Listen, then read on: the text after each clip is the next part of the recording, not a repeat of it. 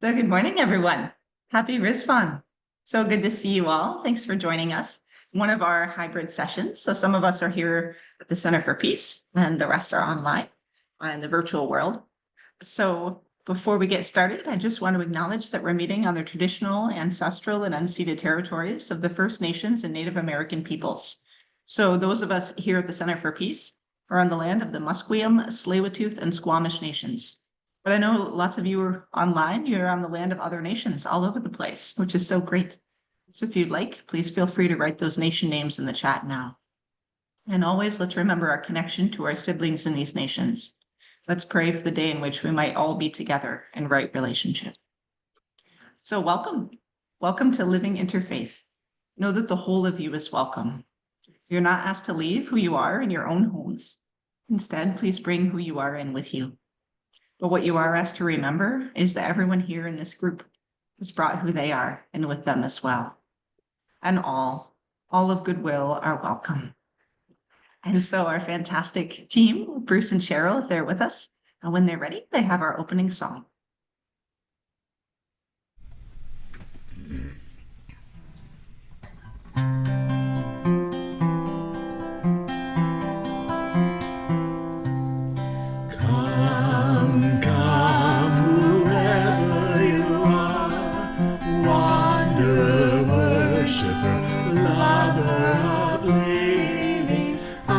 It's no caravan of despair. Come yet again, come, whoever you are. Though you've broken your vows 1,000 times, though you've broken your vows 1,000 times.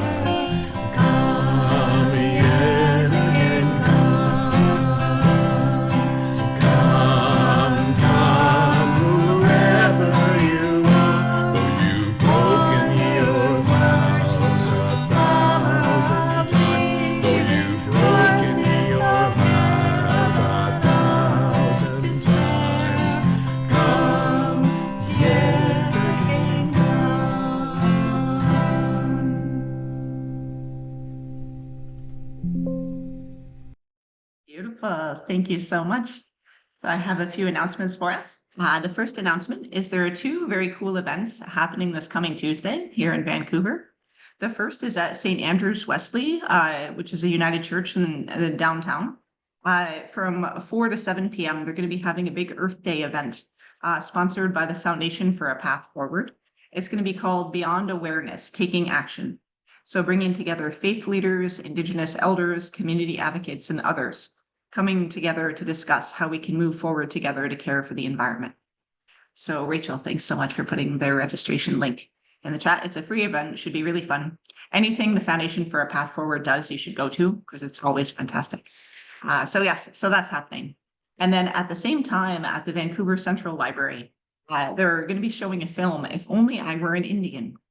So it's a film that stars 3 Indigenous elders from Manitoba as they travel to the Czech Republic to relive their past and their rituals and costumes and see how these are really being adopted by folks in the Czech Republic who admire and in some ways want to be Indian.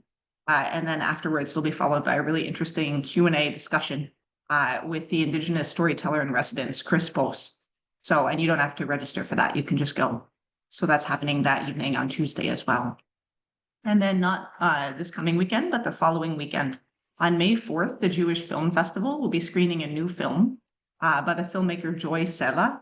It's about peace groups in Israel-Palestine and the work they're still doing. The filming started in 2017, but it's gone through October 7th and through all the violence and war that's going on now, and how folks are still able to come together and try to advocate for peace and anti-occupation. So the film is going to be shown at the Jewish Film Festival, so down on Oak Street and 41st. That'll be at 4:30 p.m. Sunday, May 4th. And then the next day, May 5th, the filmmakers in town. So actually in the same room here at the Center for Peace, we're going to have a discussion with the filmmaker about her work doing peace work in the Middle East. And both of those are open to everybody. The film, I think it's like $15 a ticket, and then the discussion's free. And all are welcome to join. So those are all the announcements I have. Does anybody else have an announcement they'd like to share now? I guess I'll mention that there is another repair cafe next Saturday at the Strathcona Community Center. Usual times starting at 9:30 in the morning, finishing at 1:30 p.m. And yeah, I'll maybe post the link in the chat later. I'll blow it up and post it in there. It's the second one this month. It's the only month where there's actually two. So I'll be volunteering there, and maybe I'll see some of you guys there. That's great. Bring him your stuff if you need anything fixed. Yep, for free. And with some coffee if you'd like as well.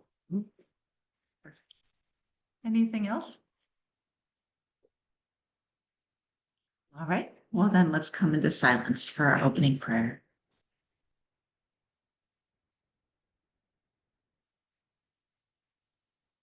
This is from the writings of Bahá'í Faith. The Festival of Ridván is come, and the splendor of the light of God is shining from the invisible horizon of God's mercy.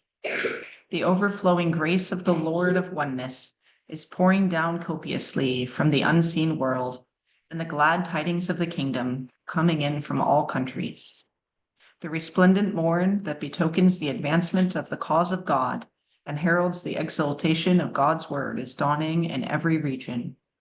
Praise be to God that the fame of the ancient beauty, may our lives be offered up for God's loved ones, has been noised abroad in the world, and the glory of God's cause is spread far and wide throughout the East and West. These joyous developments will indeed gladden the hearts of God's loved ones.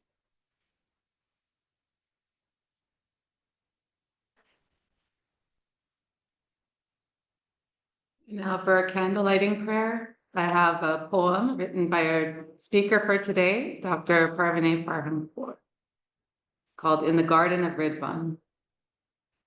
If stars came down to earth to celebrate, would they stand in line to light the road for Bahá'u'lláh? If clouds were allowed to pour, would they wash the ground he steps on? If flowers knitted a robe from their petals, how many would they need to keep him warm? Which blossoms would lay down at his feet to welcome him with their sweet breath? How many hearts would drop on the ground to make a red carpet out of love? Tall trees would cheer, clapping their leaves, proudly raise their trunks to hold his tent. Bahá'u'lláh steps out of his tent at midnight, chants heavenly verses through the night. With each verse, a spiritual spring dawns. Word by word, the door to a heart opens. Sound of love echoes in the air. Souls dance to its rhythm. Faces washed with tears of joy, ecstatic, blissful, in awe. Companions transformed by love stand united in the presence of their beloved in the Garden of Ridván.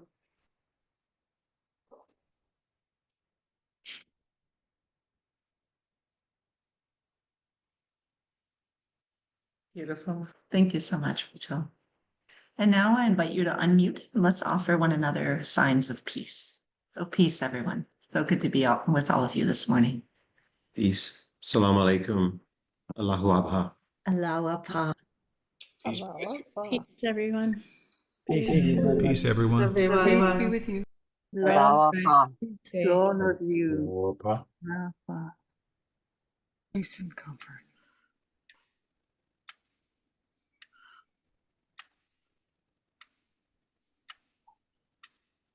And now when they're ready, Bruce and Cheryl have a song for us.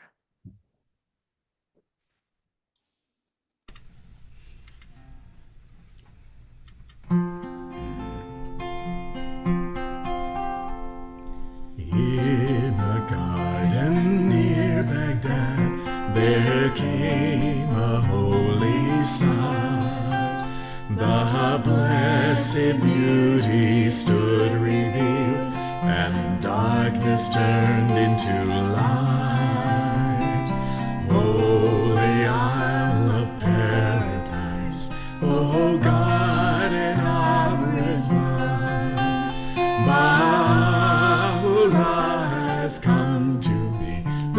proclaiming all people are one. Dear followers of every faith, search your holy books today. For the world Redeemer we all seek has come to show us the way. Holy Isle of Paradise, oh Garden of Ridván, Bahá'u'lláh has come to thee, proclaiming all people are one. The messenger of God today is called Bahá'u'lláh. He came to bring the unity of all people in God's love. Holy Isle of Paradise, oh Garden of Ridván, Bahá'u'lláh has come to thee, proclaiming all people are one. Holy Isle of Paradise, oh Garden of Ridván, Bahá'u'lláh has come to thee, proclaiming all people are one.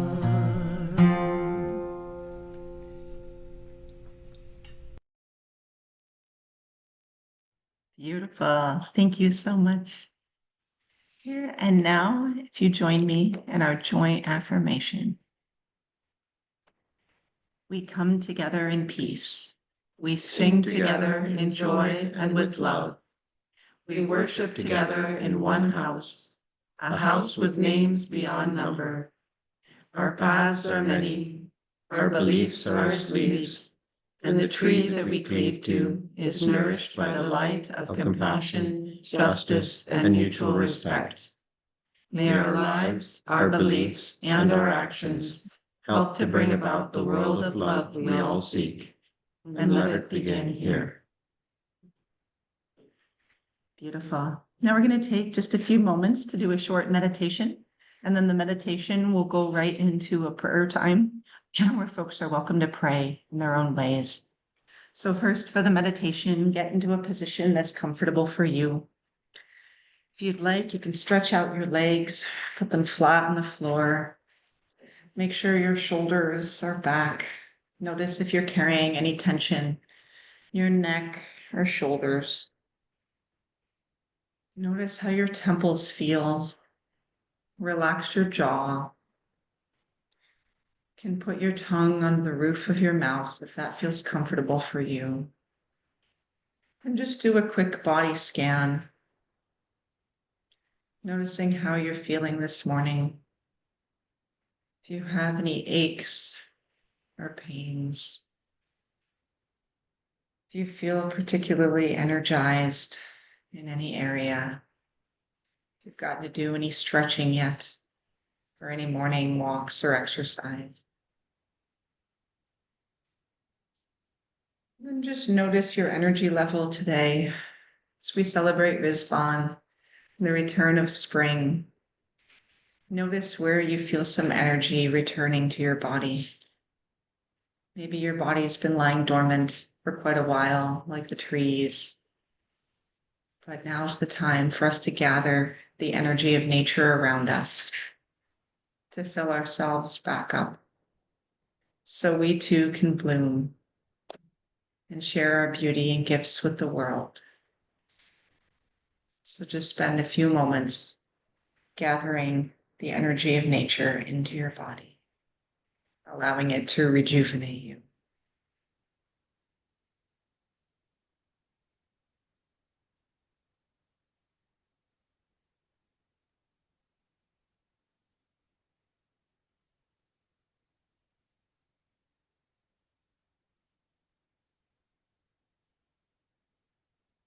Now I invite you to take some time to pray. You can pray in your own home or in your own space and in your own way, whatever prayer looks like for you. You can offer prayers for yourself for your loved ones, those you're struggling with, or any place or beings or cause in the world that calls to you right now.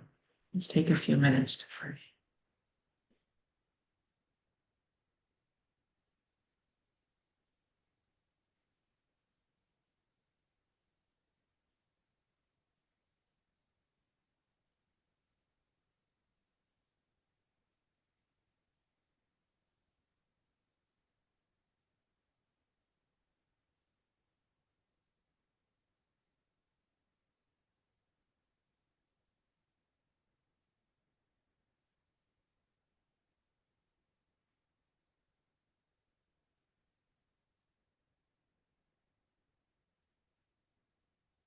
Amen. And when you're ready, feel free to open your eyes, come back into this space. So friends, thank you so much. Everything here, I'm going to share in the chat that our Zephy donation page. I know many of you know that we're in the middle of a campaign right now, where we're trying to deepen our roots, our rootedness for the future. So certain things are expanding at the community, which is wonderful. We're getting some more folks involved. We have some exciting projects coming up. We're very happy to have these kind of hybrid events where we can still be together in the virtual way that we have been, but also in person. And we're looking forward to doing more in-person events with other groups in this coming year. So thank you so much to all who've been donating to support the sanctuary now and over the last many, many years. And we're just so grateful for all your support. And when they're ready, Bruce and Cheryl have another song for us.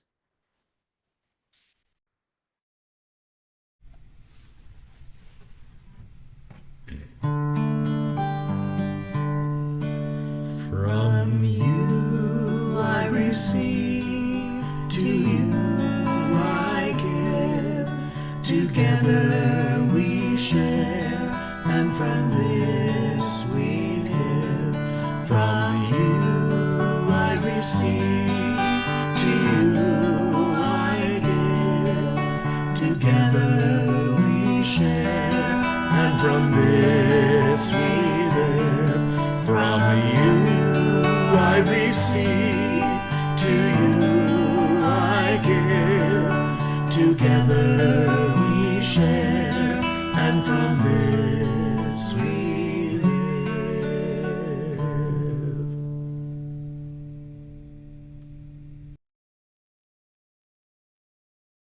Beautiful. Thank you so much.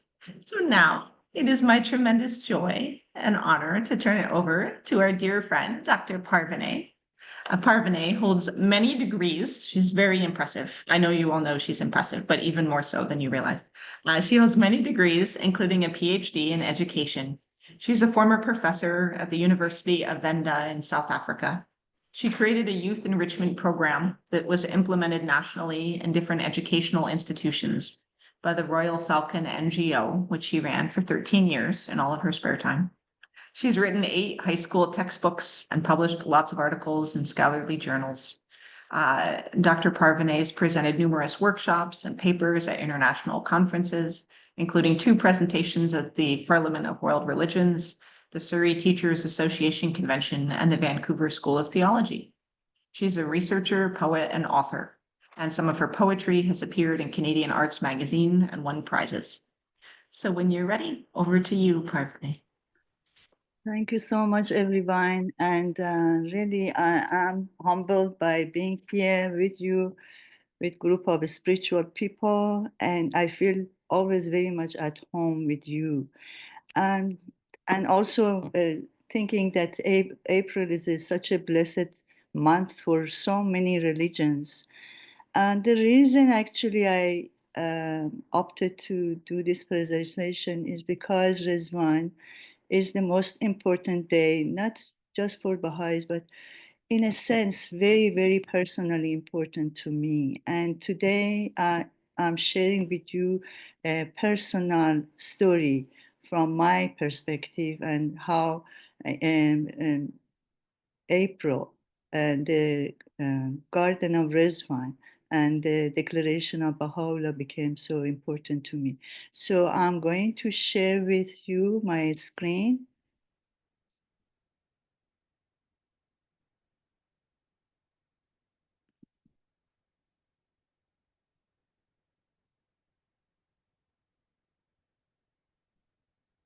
Okay, please hold on. I must get the right.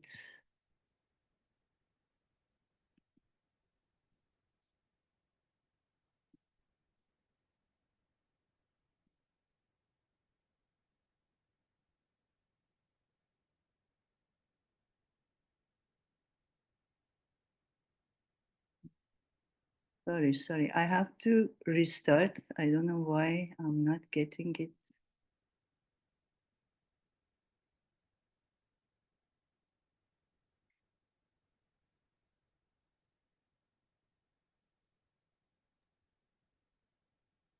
Do you want to email it to me? Yeah, no, it's now okay. Oh, there you go. Yeah, Perfect. sorry.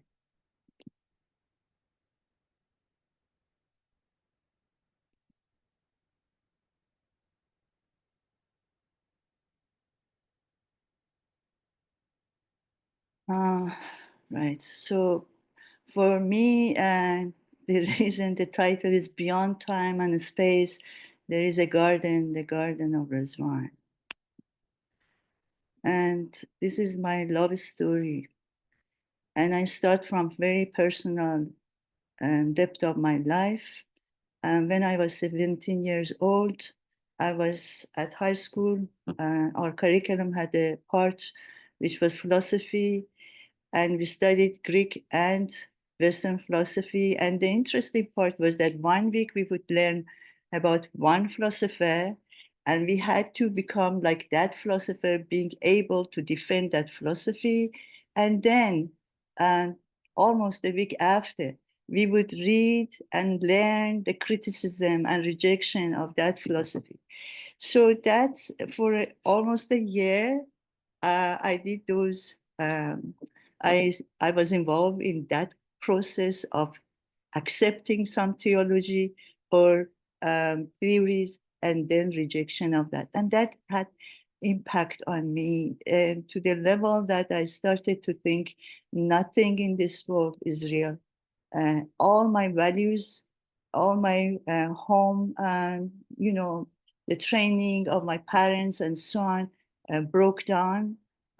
For about a year, I didn't believe in God. I didn't believe in anything. I doubted everything. And I thought to myself, what if my life is also a dream? And it was very sad in a way, because life had no meaning anymore.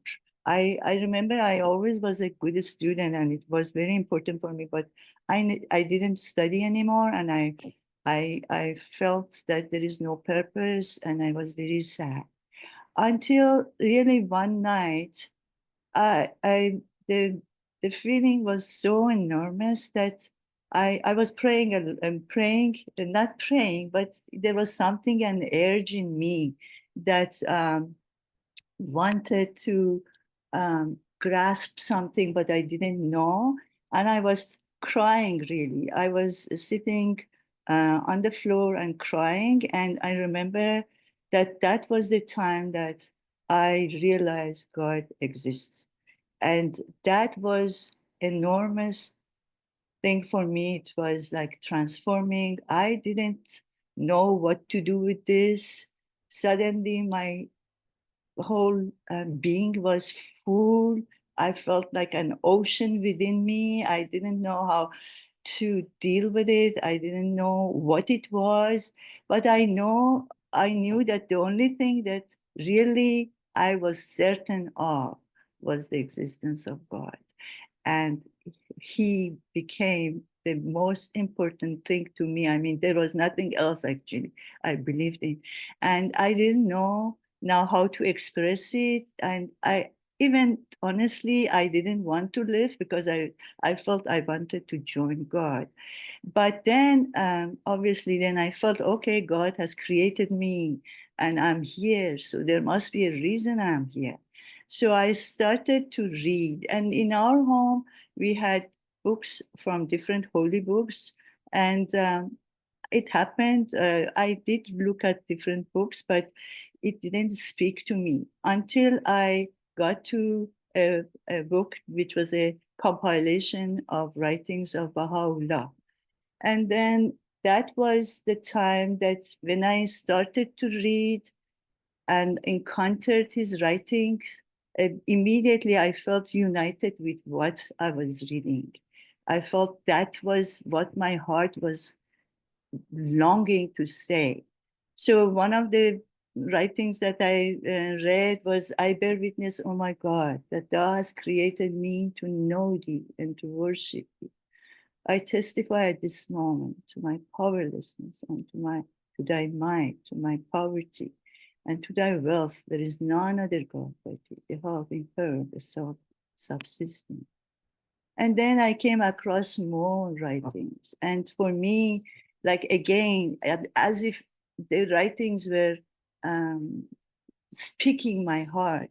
I'm so inflamed by thy love, by my love for thee, and so inebriated with the wine of thy oneness that I can hear from the whisper of the winds the sound of thy glorification and praise, and can recognize the murmur of waters, the voice that proclaimeth thy virtues and thy attributes, and can apprehend from the rustling of the leaves the mysteries that have been irrevocably ordained by thee in thy realm. And again, when I was in that position, I was feeling that I want to do anything and everything according to what he was willing for me. If it be thy pleasure, make me to grow as a tender herb in the meadows of thy grace, that the gentle winds of thy will may stir me up and bend me into conformity with thy pleasure in such wise that my movement and my stillness may be wholly directed by thee. And just a few more. O friend, in the garden of thy heart, plant not but the rose of love. And from the nightingale of affection and desire, loosen not thy hold. Ye were created to show love one to another, and not perversity and rank. Take pride not in love for yourselves, but in love for your fellow creatures.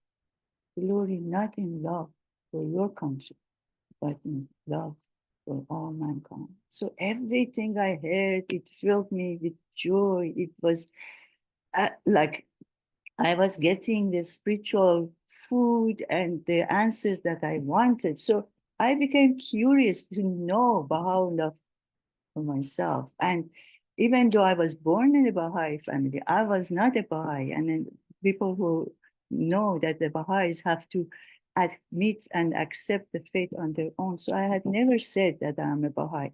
So I knew this couple of pages, but for your benefit, I'm going to say just like a little bit of the history.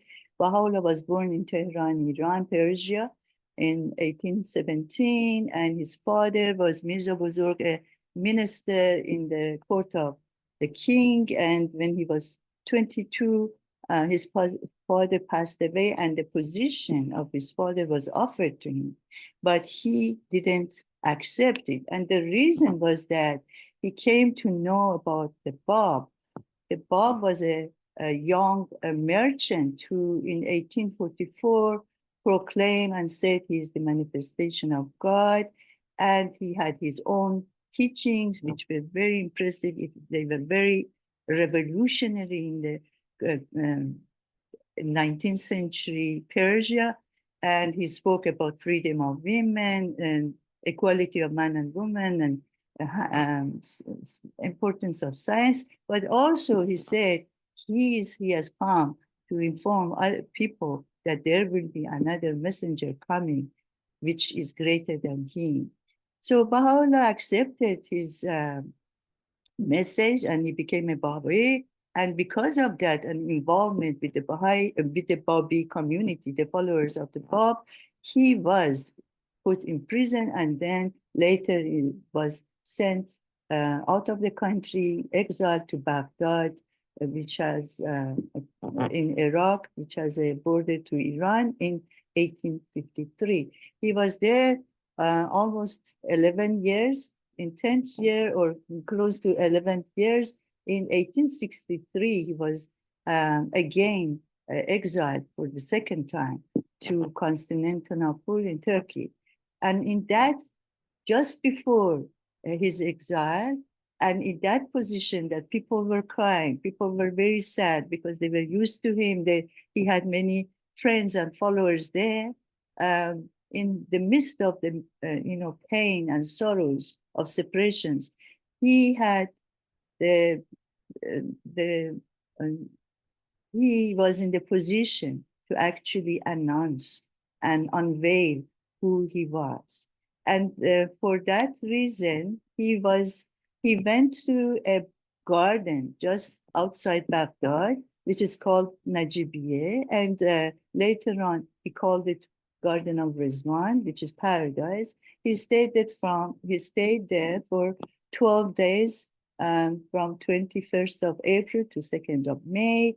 And there these are the days that the Baha'is celebrate, and it is called the King of Festivals, which is the most important days, and 3 days of it are holy days that we don't work. And what Baha'u'lláh did during that 12 days that he was there, he proclaimed and talked about his message that he is the promised one of all ages, and he whom God shall make manifest. So to me, it was a great revelation when I read about Garden of Ridván, that the author of all those writings, which have touched my heart to the core, actually was this person who in this garden talked about unity and so on. So one of the verses that he revealed, not maybe exactly there, but even later, the earth is but one country, mankind, its citizens. And the other one, the well-being of mankind, its peace and security are unattainable unless and until its unity is firmly established.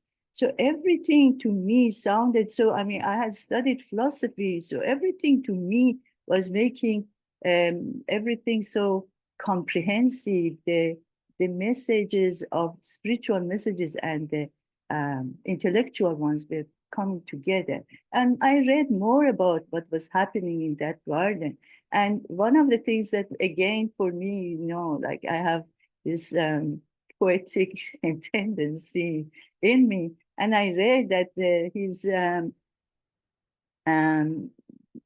secretary, Mirza Agha Jan, used to at night call the friends to the room. They would have lights, and they would have candles, and they would chant the writings from the writings of Baha'u'lláh and the tablets and so on.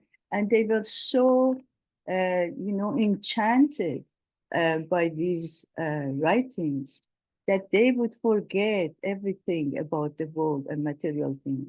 And they would actually not fall asleep until early morning when the sun came out.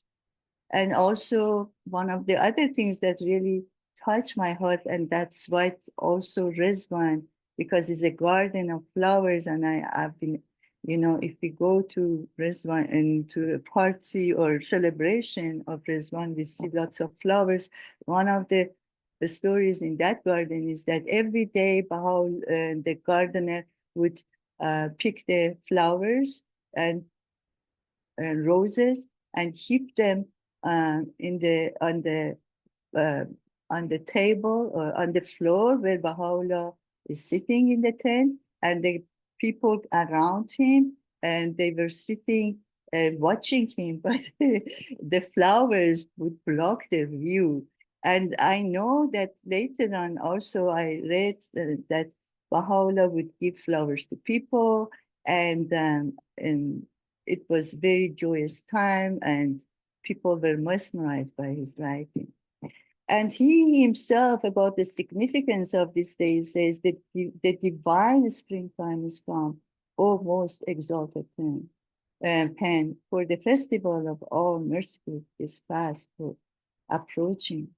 And again, O my brother, take thou the step of the Spirit, so that swift as the twinkling of an eye, thou mayest flash through the wilds of remoteness and bereavement, attain the Ridván of everlasting reunion, and in one breath commune with the heavenly spirits.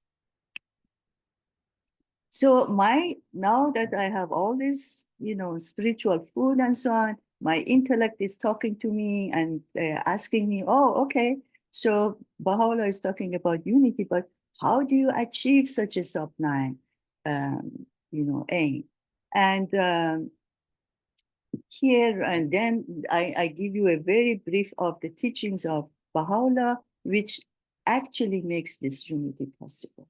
So it is not theoretical, it's extremely pragmatic and possible. And as we as humanity, we become more mature and we are able to put in practice these teachings, we will find that unity is possible. So one of the first teachings of Baha'u'lláh, of course, after oneness of God, is oneness of humanity. We are one humanity. And the more actually we think about it, it becomes so, common sense to us, because scientifically we have realized that we are one. Environmentally, we have realized that we are one. In our hearts and souls, we are only one humanity. And it is really so contradicting to common sense to think that we are not. And we see that, unfortunately, the world is divided because we intentionally want to, as if disregard seeing that unity. And then oneness of religions, every one of us coming from different religions and in these gatherings, every time we read from different the religions and their sacred teachings, we see that we feel united with those teachings. We see that we don't have any contradiction. So Baha'u'lláh said, yes, all the religions came from the same source. So don't be surprised. It's like spiritually one and one, but the teachings are the social teachings differ, because as human beings, we have changed. Now we are talking on the phone by cell phones. In the olden times, there was no such thing. So our needs, social needs, have greatly changed. Also, independent search for truth. It's time for each one to look for truth and find their own truth, because when they find their own truth, religious one or cultural or whatever, then we can be committed to it and we become more intelligent about that. Prejudices of kind must end. We know what prejudice has been doing. We talked about women and what is happening to women. We know what is happening, what has happened with African people, with the indigenous people, and how really the prejudice have destroyed us. Equality of man and woman is just like, we know that if man and woman can work together like a bird, Abdul Baha talks about two wings of the same bird, how much humanity can advance, the unity can take place. And then education for all these complements brings us closer to becoming united. And a society without justice cannot survive. We need justice. And a part of the justice is eradication of extremes of wealth and poverty. We see just now what is happening in South and what, the heartbreak that is causing. And the science and religion need to be in harmony. And if one of them is not agreeing with the other, it means there is something wrong with one side. So we need to be in our intelligence, and our science should be satisfied, and our spiritual and our aspect on religion also should be satisfied. And the fact that we are all noble human beings, nobody is less than the other, in, you know, against all what is happening, and we see around us that some people feel superior. It is not really right. Progressive revelation of religion is that the truth of religion is one, but it is progressive and it shows itself in different ways, at different times, through different manifestations of God. And then the importance of developing good character, becoming good human beings, and integrating worship and service, which is worship without service and helping other people to make a better humanity and better life is for everyone, is real important. And it is a challenge. It is not an easy thing. And then just to sum it up, for you to know what happened to Baha'u'lláh eventually, for 40 years, he was kept out of his country under hardship, in prison, in different places. And he, in 40 years that he was imprisoned and so on, and under arrest, home arrest, he wrote many books and many writings, which are on almost any subject that you want. And they really, inspired humanity with new waves of ideas and a blueprint for us to achieve everlasting civilization. And he passed away in 1892 in Haifa, in Palestine. There was no Israel yet, and he passed away in exile. And the map that you see on the left shows where he started the exile in Tehran, Baghdad, and then went all the way around those countries to Accra and Haifa. So my heart and my mind were both satisfied. My intellect, my spirit were full. And then I permanently fell in love with Baha'u'lláh. And since then, honestly, nothing has been as important for me. And each year, for the occasion of Ridván, I have written something. The poem that dear Rachel read was also one of the poems I wrote for God. So, dear friends, thank you.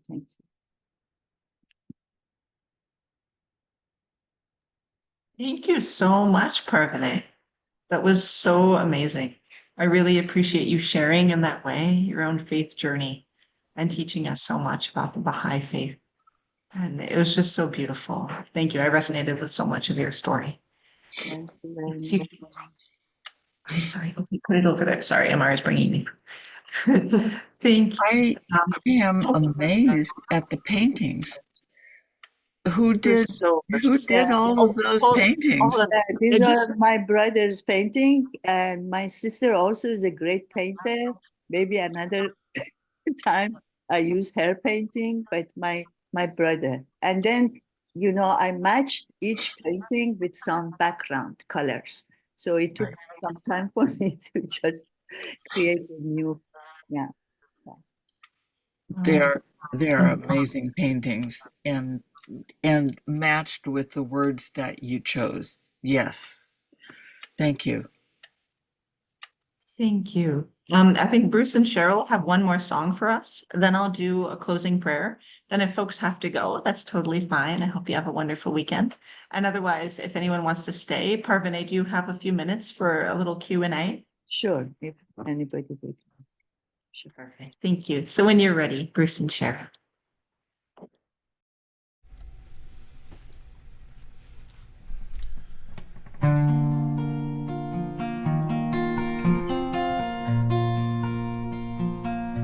Bahá'u'lláh,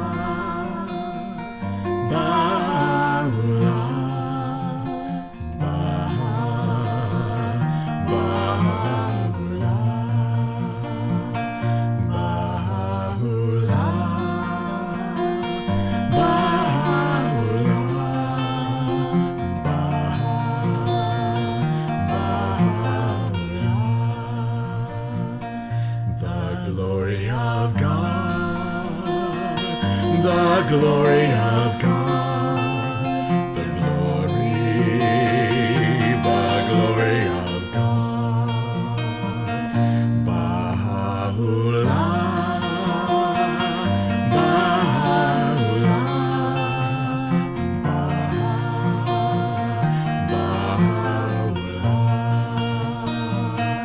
the Prince of Peace, the Prince of Peace,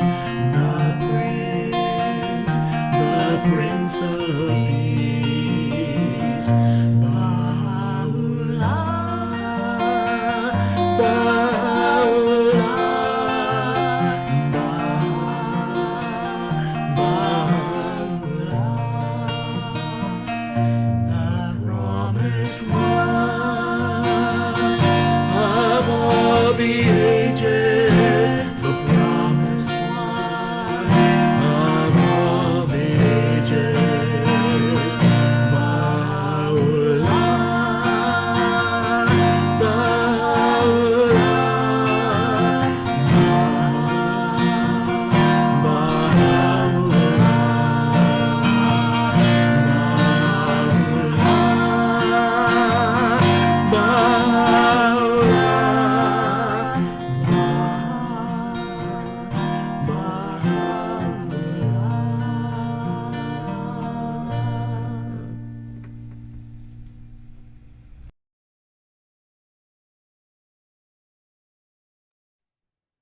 Friends, thank you so much for spending this morning together. Parvaneh, thank you so much for such a wonderful sharing. Bruce and Cheryl, thank you for the wonderful songs. Rachel, thank you for all your help setting up the service. And as we go into the week ahead, I hope you feel that connection to the divine. I hope you too can have your own faith journey that helps you feel more complete, more at peace, more in love with humanity, and more connected and wanting to share your gifts with the world. So happy Ridván, everyone. And may the week ahead be a joyous one for you.